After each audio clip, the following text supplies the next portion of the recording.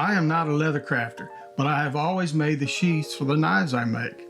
And today I'm going to be making sheaths for these two beauties. Now, I've made sheath videos in the past, but many of you've asked how I actually make the templates for those. And today I'm going to go into a little more detail on how I make those templates. And we'll finish out the sheaths. So let's get started. All right, so I'm going to start with this one first. What I like to do is use just some thick, this is some floor protection paper, the thin stuff, but it's actually thick enough to make templates with. I've got a big roll of this stuff. What I like to do is lay my knife out here, and here on the spine of the blade, I kind of get it straight in here. I want this to be the straight part of the sheath. And what it'll do is kind of flare out here, and it'll give room for this bolster area to come out of the sheath without digging into the welt. And I'll show you that as we go along. But first thing I do, get that straight, like I said, and then I just trace it out. I know that the end of the blade is going to be right in there. And I get to the bolster here, and I come straight for now, because I want this bolster to be able to slide out of here, or this guard finger area, whatever you want to call it, without hitting the welt. I'll actually bring this out a little more and give it some character here. But for now, I just got it straight. And I want this to come up. This is, personal preference. But I like a deep pouch sheath style sheath. It'll probably come up right in here somewhere. And this is, the inside of the sheath. And then I will roll it on its side, or vertically 90 degrees, whatever you want to call it here, and lay it back down, get my spine straight again, and do the same thing over here.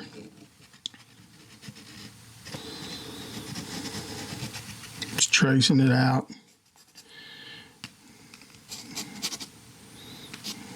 And basically that's the outline of the blade. What this does is give you room when you fold this taco style pouch sheath, whatever you want to call it, for the radius or the backside of the blade. And that's what I'm left with right there. And this sheath will come right along in here somewhere deep. Now I did trace the handle out here, which right now I'm not worried about this. I'm not worried about this side. I want this center here. That's the part I'm worried about. This is going to go away, because I'll show you what I'm going to do there. I will take where I have run this straight line. I'm going to run this out a little bit and just give it some character here. And then this whole sheath will have a curve at the top, and it'll make it look nice. But this will give me room here for that bolster to slide out of that guard area without hitting the welt, which is going to be here. Now what I'll do is take a straight edge, just mark this center here. I just eyeballed it, as you can see, but it'll be close enough. Now for my welt, I'm going to make it, I usually make it around 5/8. And then I'm trimming it down when I start working on the sheath and shaping it. 1/2 inch is plenty. Let's just say, let's just go 1/2 inch and leave out some confusion. But I'm just marking a 1/2 inch here. You can see I'm not real accurate, but close enough. But again, I'm not a professional leather craftsman. All right, and then what I'll do is just kind of trace this out like this. And that's the welt, but it's also the full width of one side of the sheath. Now, what I'll do is mark this center here and put a little impression in there, because I want it to fold here easily, I should say. And then I'm just going to cut this excess off of here. I know my camera angle's probably bad.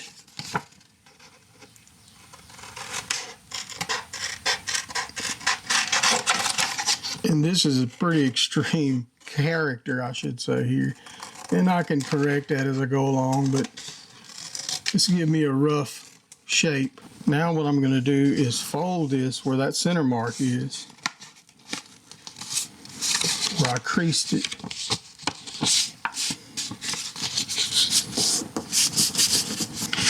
And then I'll trace that out.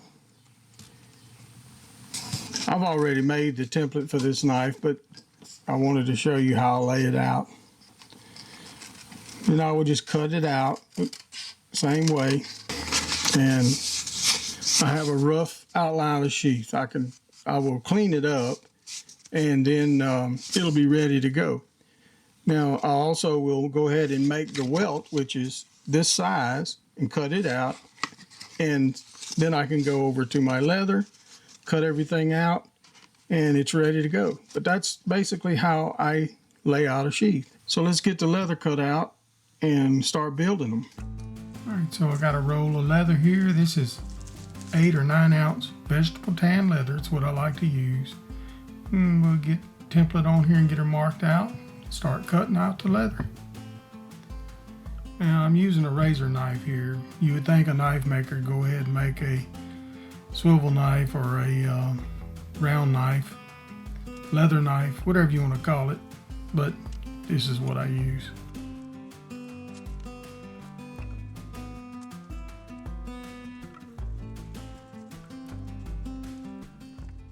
Okay, I've got all the pieces cut and I'm ready to start putting this thing together.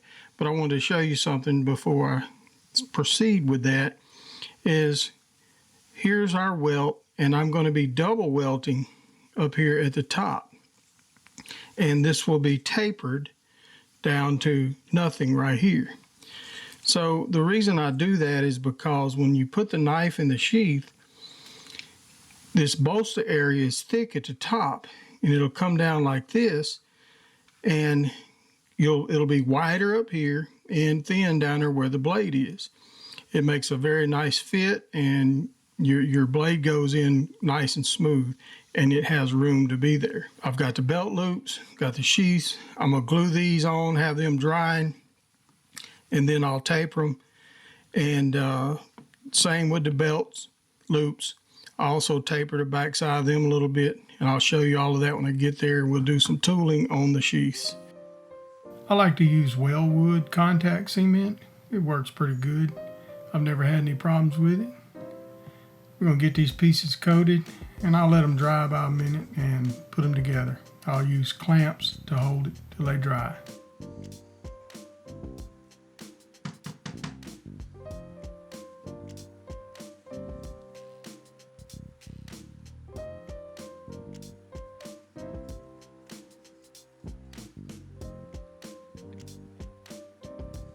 What I'm doing here is I'm cutting some grooves on the inside of the sheath, and this will help it fold better once I go to fold it over to glue it together and sew it up. It just helps it fold better.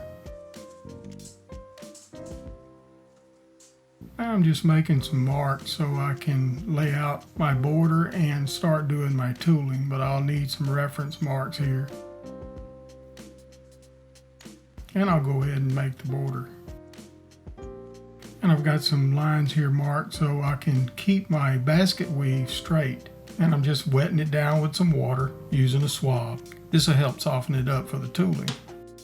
And we'll get the basket weave started, being careful not to get too close to the border, or over the border I should say. Then I'll come back with a border tool.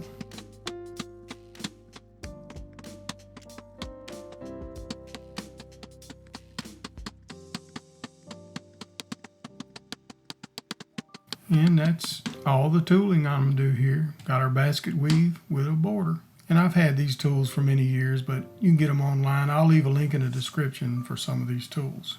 Now I'm going to go ahead and taper this welt like I was talking about. I'm going to use the 2x72 with a belt to do that. You can use a leather knife to do this, but this goes pretty quick, and I've done it this way for a long time. Just make a gentle taper down to nothing. Now I'm going to burnish the inside of the welt, the part you'll be able to see when you look down in the sheath. Just makes it nice, looks good. Now I'm just going to shape the belt loops and get them looking nice, and I will bevel them, bevel the edges You can use an edge beveler. I have one, but I will also use the 2x72. It works just great, and I don't see any reason to stop doing it now.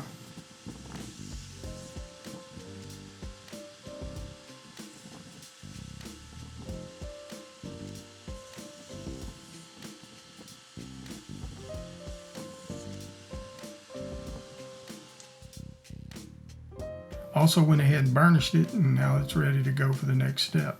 This is a stitch groover, and I'm going to cut the groove for the stitches.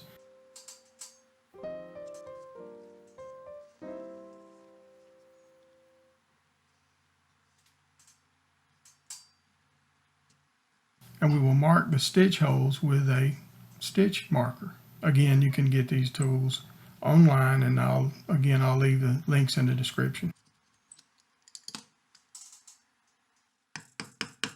And I'm going to just put my name right here on the belt loop. That way you know I made it.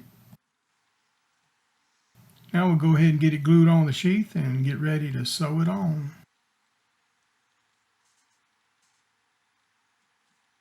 I use little pieces of leather to protect the leather. Once I start clamping it, I don't want clamp marks in the leather because it will definitely put them in there. Since I'm using artificial sinew, the stuff is pretty big, and I use a drill. Now you can use an awl, or you could sew these on a machine. I hand sew everything. I'm using a 5/64 drill here for the size of sinew I'm using. Before I start sewing though, I want to groove the back side here inside the sheath. That way the blade comes in, it doesn't cut threads, because the threads will be down in the groove. And I'll use the stitch groover to do that.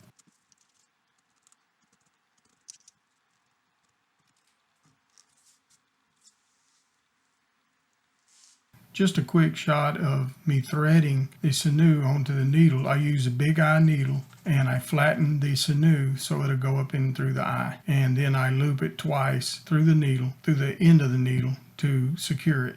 You're not going to ever have any problems with it. You can't break it. It's very strong stuff. Alright, got it in the stitching pony. I've got a piece of 5-foot sinew with a needle on each end, and we're going to do a saddle stitch in and out all the way around.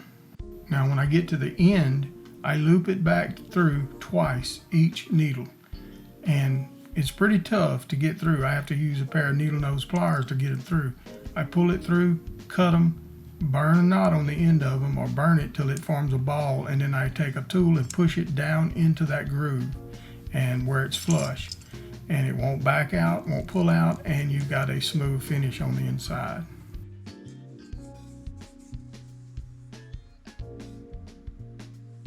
Now I go back over it with a stitch marker and push it down into where I've sewn it, and it matches the holes I drilled, and it flattens that sinew out. It makes it really neat looking. Alright, we're going to go ahead and get some cement on our welt and get it glued on the one side of the sheath.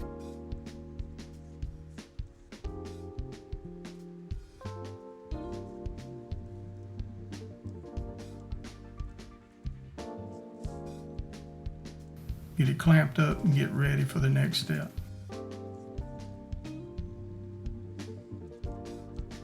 Now I'm going to go ahead and wet the inside of the sheath where I made those grooves earlier, and it'll get soft and make it pliable and easy to fold over. And we'll go ahead and get it glued up and clamped. Sorry about the lighting here. It's difficult to get the camera in the right position at this workstation and get the lighting right and have my hands all in the way.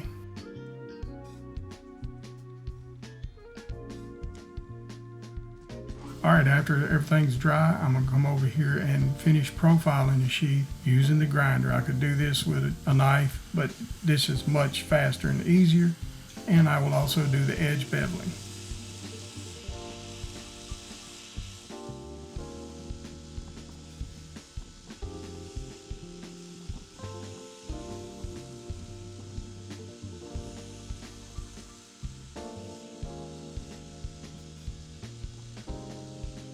Same as before, I'm going to go ahead and get the grooving tool out here, cut our stitch grooves.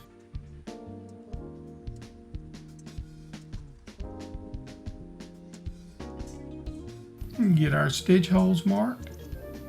Sure makes it nice and neat. Same as before, I'm going to drill them all, and I make sure I keep this sheath straight, level, square, and all that, because you don't want your holes to be at an angle. You want them straight through the sheath. That way that the stitches match on each side. And I'm going to go ahead and groove the back side. That way the thread will sit down flush like the front side.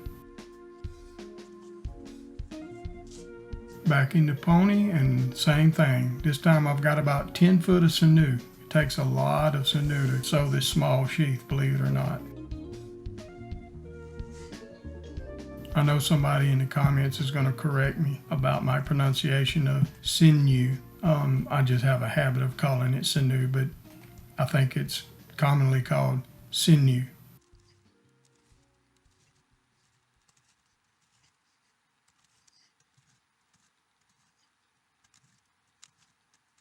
And we got her sewed up, and I'm doubling it back through twice down at the bottom, just like I did the belt loop. Now I'm going to go ahead and burnish all the edges.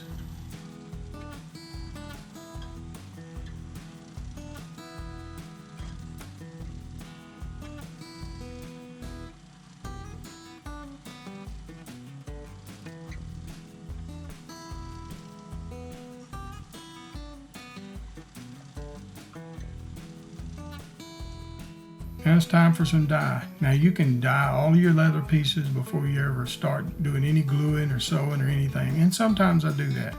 And sometimes I do it this way. Either way works fine to me. I'm just using a dark brown leather dye. Sometimes I will use a black on the edges, and sometimes I won't. This time I'm just doing brown everywhere.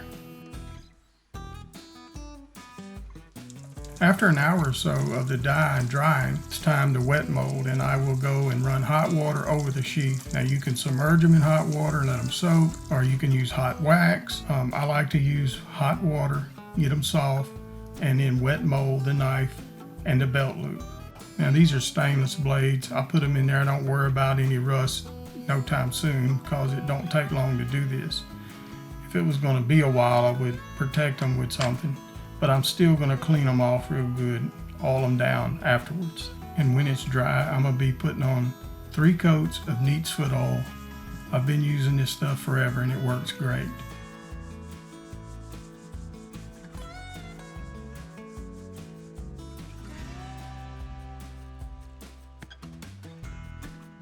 And once the oil soaks in and pretty dry, I will go with a coat of my frog skin gun and knife wax.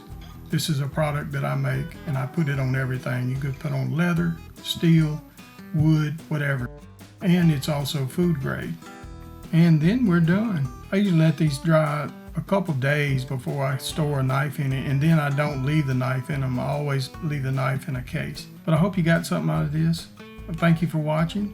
I want to thank my patrons, and let me know where you're watching from. I'd like to compare it to what the YouTube analytics tell me, where my viewers are from. And we'll see you on the next one.